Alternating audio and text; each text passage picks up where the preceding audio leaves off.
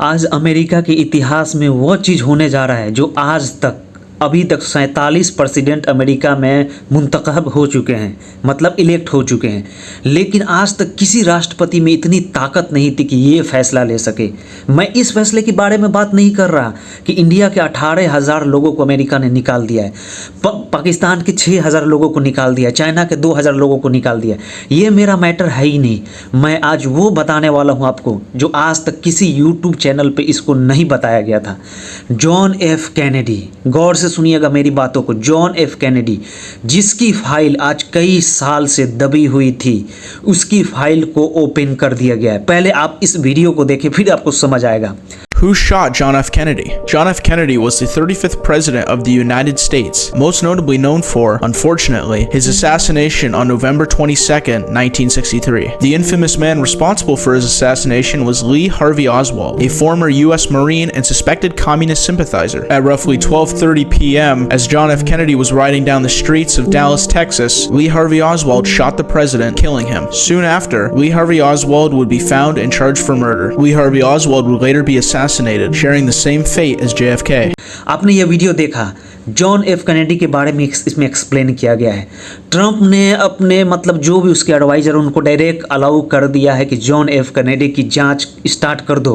उन्होंने फाइल पे सिग्नेचर कर दिया है कि अब जॉन एफ कैनेडी के बारे में मतलब जो भी मतलब जिस वजह से उसे मारा गया था उसको रिलीज़ करना है। अगर ये फाइल रिलीज़ हो जाती है जॉन एफ कैनेडी के बारे में, तो कौन कौन से देश इफ़ेक्ट होने वाले हैं। सुनने में आया है कि इसमें 3-4 कंट्री ऐसे हैं जो इसकी खतरनाक इम्पैक्ट पड़ने वाले हैं। जैसे पहला कंट्री इसमें तो Israel, second country is Pakistan, and third country जो अमेरिका की खुद की एस्टेब्लिशमेंट आर्मी है।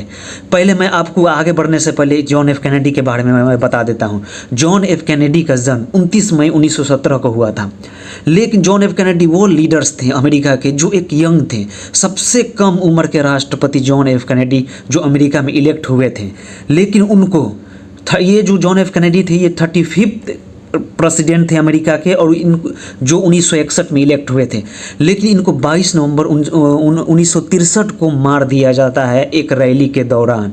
मारने वाले का नाम था ली हार्वे ओसवाल्ड। लेकिन आपको अचानक क्या लगता है कि जॉन एफ कैनेडी को इतनी आसानी से क्यों मार दिया गया, क्या रीज़न था, ये सब जानेंगे। लेकिन जॉन एफ कैनेडी को मारने का सबसे पहला रीज़न ये था जो मैं आपको अब एक्सप्लेन करने वाला हूँ। जॉन एफ कैनेडी का कहना था कि इजराइल कभी भी एटॉमिक कंट्री ना बने, पहली चीज़। दूसरी चीज़, जॉन एफ कैनेडी का कहने का मतलब भी ये था कि अमेरिका में टोटल 13 फैमिली ऐसी है जो पूरी अमेरिका को कंट्रोल करती है और पूरी दुनिया को कंट्रोल करती है। लेकिन जॉन एफ कैनेडी का मतलब ये था, इन लोगों को फंसाने का मतलब जॉन एफ कैनेडी को मार देने का सबसे बड़ा रीज़न ये था कि जॉन एफ कैनेडी कहता था कि जो भी ट्रेड हो दुनिया में डॉलर में ना हो, सोना में हो, गोल्ड में हो, सिल्वर में हो, क्योंकि इससे मतलब था कि एक रियल असेट्स इंक्रीमेंट होगा।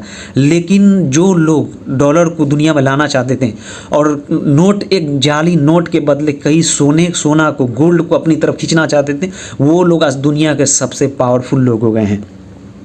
तो जॉन एफ कैनेडी को मार दिया गया था। लेकिन आज तक, यहाँ तक कि डोनाल्ड ट्रंप इससे पहले भी राष्ट्रपति थे, लेकिन डोनाल्ड ट्रंप में इतनी औकात नहीं थी कि जॉन एफ कैनेडी के फाइल को और उनके भाई और एक और शख्स जो 3 पर्सन थे जिनको मारा गया था। लेकिन मेरा मुद्दा जॉन एफ कैनेडी है, क्योंकि जॉन एफ कैनेडी अमेरिका का राष्ट्रपति था, तो उसको मार दिया गया है। तो अब ट्रंप ने ये अलाउ कर दिया है, एक जांच बैठा दी है कि जॉन एफ कैनेडी का फाइल को फिर से ओपन किया जाए। अगर ओपन हो जाता है तो इसमें 2-3 कंट्री के 100% नाम आने वाले हैं, जिसमें पहला नाम तो अमेरिका का होगा, क्योंकि अमेरिका का एस्टेब्लिशमेंट का, क्योंकि जो लोग ऐसे हो, एस्टेब्लिशमेंट का मतलब वो होता है, वो मतलब पीपुल्स आर्मी या कुछ भी एक पॉलिटिशियन भी होता है, उसमें कुछ लोग ऐसे होते हैं जो पूरी अमेरिका को या पूरी दुनिया को कंट्रोल करते हैं। दूसरी मोसाद का हाथ, जो मतलब अगर ये फाइल ओपन हो जाती है तो इनमें इसका भी नाम आने वाला है। तो लेकिन अब मैं एक चीज़ आपको बताऊंगा कि एक प्रेडिक्शन और किया गया था जो सिम्पसन कार्टून के द्वारा प्रेडिक्ट किया गया था। मैं वो मतलब बताने से पहले इस प्रेडिक्शन पे आपको यकीन हो जाए कि ये प्रेडिक्शन भी उन्हीं लोग का है जो पूरी दुनिया को आज कंट्रोल करते हैं अपनी मुट्ठी में। आप ये वीडियो देखो। In tonight's Fact or Fiction, we're looking into a picture going around online this month. It claims to show a screenshot of a 2002 episode of The Simpsons that eerily mirrors real-life events. It shows Donald Trump touching a glowing orb with two Middle Eastern-looking men. Well, last month, President Trump did just that with the king of Saudi Arabia and the president of Egypt. So, did The Simpsons really predict the future? 2002 में आपने ये video देखा? 2002 में ये Simpson cartoons एक cartoons आता है discovery channel पे, आप देखा होगा। इस कार्टून में ये एक्सप्लेन किया गया था कि सऊदी किंग और इजिप्ट का किंग और डोनाल्ड ट्रंप एक मतलब मीटिंग में थे, जो एक मतलब अर्थनुमा किसी चीज़ पे हाथ रखे थे, और आज इसको कई साल के बाद ये प्रेडिक्शन पूरा हो गया। लेकिन सवाल मेरा ये नहीं है, मेरा बताने का मतलब कुछ और है कि ट्रंप वो काम कर रहा है जो आज तक किसी में ज़रूरत नहीं थी। इसने फ़लस्तीन का जंग को रुकवा दिया, इसने रसिया के जंग को रुकवा दिया। और ट्रंप मतलब ये सिर्फ अमेरिका का लीडर नहीं है, ट्रंप पूरी दुनिया का एक लीडर, ग्लोबल लीडर बन के उभर रहा है। ट्रंप का कहना है कि जंग से कुछ नहीं होगा, जंग को ख़त्म करो, जंग को मिटा दो और आओ बिजनेस करें, अपने मतलब असेट्स को बढ़ाएं, एक दुनिया को शांति की तरफ ले जाए। लेकिन कुछ ताकतें ऐसी है इस दुनिया में जो नहीं चाहती है कि जंग रुके। अगर जंग रुक गया तो हथियार बनाने वाली कंपनी बैंकक्रप्ट हो सकती है। और वो ताकतें जो 2000 साल से, मैं ये नहीं बोल रहा, कुछ कंट्री ऐसी हैं जो जैसे इजराइल 2000 साल से उसका तमन्ना है कि वो ग्रेटर इसराइल बने। 2000 साल के बाद उनको एक कंट्री मिला था, उस कंट्री में कोई सबसे बड़ा रोड़ा अटका रहा है तो वो डोनाल्ड ट्रंप था।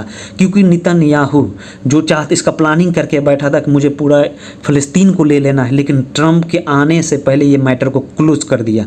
तो फिर नेतन्याहू एक मतलब उदास, एक परेशान हो गई, इस एग्रीमेंट पर साइन किया। वो करना नहीं चाहता था, वो चाहता नहीं था कि जंग बंद हो, लेकिन ट्रंप के दबाव की वजह से उसने ऐसा किया।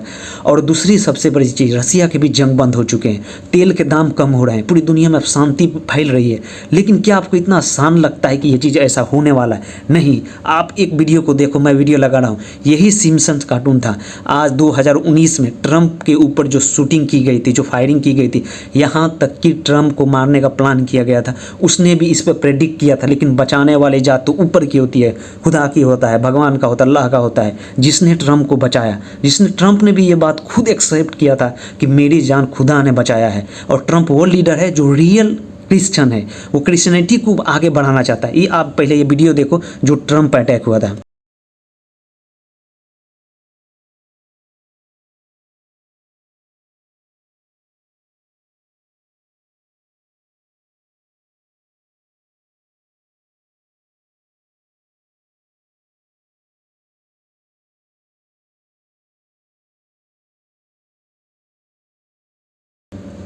आपने ये वीडियो देखा? इसमें भी साफ बता दिया गया था कि डोनाल्ड ट्रंप को भी मार देना है, लेकिन डोनाल्ड ट्रंप बच गया। और डोनाल्ड ट्रंप को ये भी मालूम है, आज रसिया के राष्ट्रपति ने खुद बोला है कि डोनाल्ड ट्रंप को 2019-20 में जो इलेक्शन हुए थे उसमें डोनाल्ड ट्रंप जीत चुका था, उसको जान से हराया गया था।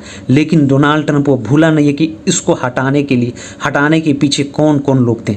डोनाल्ड ट्रंप का सबसे पहला टारगेट नेतन्याहू है, इजराइल है, एंड दूसरा है अमेरिकन एस्टेब्लिशमेंट। क्योंकि बिना एस्टेब्लिशमेंट के कोई भी राष्ट्रपति, बोला जाता है कि अमेरिका में बिना यहूदियों के परमिशन के कोई राष्ट्रपति बन ही नहीं सकता है, लेकिन ट्रंप अमेरिका का राष्ट्रपति बन चुका है। ये ट्रंप के इतिहास का और अमेरिका के इतिहास का सबसे बड़ा कारनामा है। लेकिन सबसे बड़ा सवाल ये है कि अब रसिया के जो पुतिन है, पुतिन का राइट हैंड जो जिसका नाम है अलेक्जेंडर दुगिन, वो पुतिन के एक स्पिरिचुअल राइट हैंड है पुतिन के। वह एक बता रहे हैं कि ट्रंप के साथ भी वही करने का प्लान किया जा रहा है जो जॉन एफ कैनेडी के साथ किया जा रहा है। क्योंकि जॉन एफ कैनेडी की फाइल जिसने भी खोलने की कोशिश की उसे हटा दिया गया था। लेकिन यहाँ तो ट्रंप कई स्टेप आगे बढ़कर काम कर रहा है, पूरी दुनिया में खलबली मचा दिया। पहली चीज़, उसने तो इजराइल और फ़लस्तीन का जंग को ख़त्म कर दिया, रसिया के जंग को ख़त्म कर दिया, जॉन एफ कैनेडी को फाइल को ओपन कर दिया। और यहाँ तक कि उस पर जो अटैक हुआ था, उसको जो मारने का प्लान किया गया था, उसमें जो बचा था वो कुछ नहीं छोड़ने वाला। उसको इलेक्शन में जो जानबूझकर हटाया गया था वो भी नहीं छोड़ने वाला। इससे क्या होगा? इससे ये होगा कि अब इसका उन कंट्री पे इम्पैक्ट क्या पड़ने वाला है। अगर जांच होती है तो इसमें 2-3 कंट्री फंसने वाले हैं, जिसमें एक तो इजराइल का नाम आ रहा है, दूसरी पाकिस्तान की भी हालत आपने देखी होगी। इमरान खान को कई सालों से, मतलब 2 साल हो गए इमरान खान को कैद कर दिया गया है, जो कि इमरान खान भी पाकिस्तान का एक प्राइम मिनिस्टर बन चुका था, उसको वहाँ की एस्टेब्लिशमेंट, वहाँ की गलीज आर्मी ने उसको हराया है। तो अगर ट्रंप आ जाता है तो वहाँ की आर्मी को छोड़ने वाला नहीं है, जिसकी वजह से वहाँ की आर्मी और दूसरी चीज़ की पाकिस्तान की जो 99% जो जनता है वो ऑलरेडी इमरान खान के साथ है, और वहाँ की आर्मी के साथ एक भी जनता नहीं है। जो वहाँ की 70 साल से जो वहाँ की आर्मी थी जो कंट्रोल कर रही थी, उनके लिए भी बहुत मुश्किलें खड़ा होने वाली है। तो इसलिए मैं बोल रहा हूँ कि आप मेरे वीडियो को लाइक एंड सब्सक्राइब करें। Thank you.